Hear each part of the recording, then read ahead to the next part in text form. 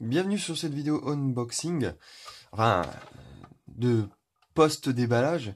Je vais vous parler de produits de station d'accueil pour disque dur Serial ATA, enfin bref, pour disque dur, tout simplement, disque dur interne. Donc ce modèle, c'est le modèle LDSC, et vu le nom, j'ai pas l'impression qu'ils ont fait plusieurs versions différentes. Il me semble pas, non.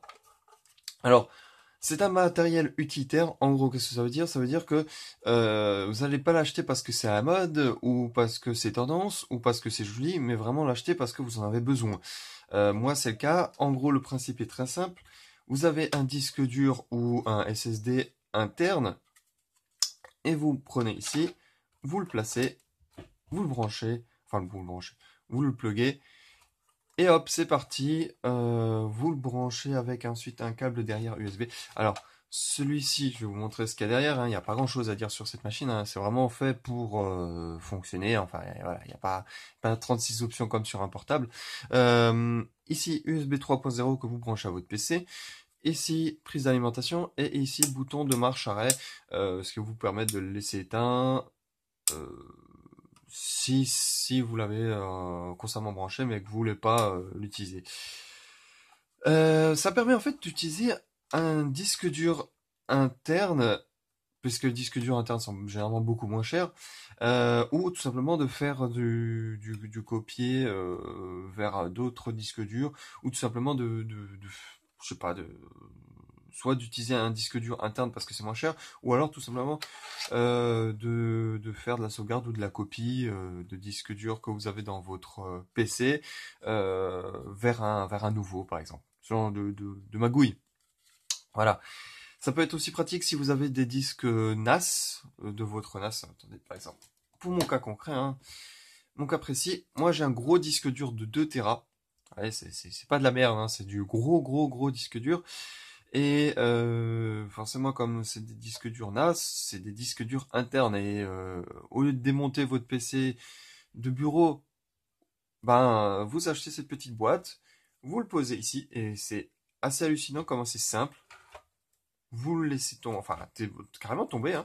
Vous appuyez un petit peu, hop, il est branché.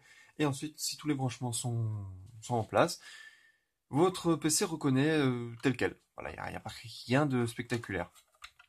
Alors, au niveau de l'aspect, bon, là les boutons ne fonctionnent absolument pas, hein, je vous le dis tout de suite, là j'appuie comme un bourrin, ça ne marche pas. Donc, hop, on joue un peu. Je sais que c'est pas bien, mais bon, on est obligé, voilà. Mais ça va, c'est pas trop difficile à sortir en mode manuel. Donc ces boutons ne servent strictement à rien. En fait, j'aurais pu épargner la joue, ça aurait fait un truc encore moins cher.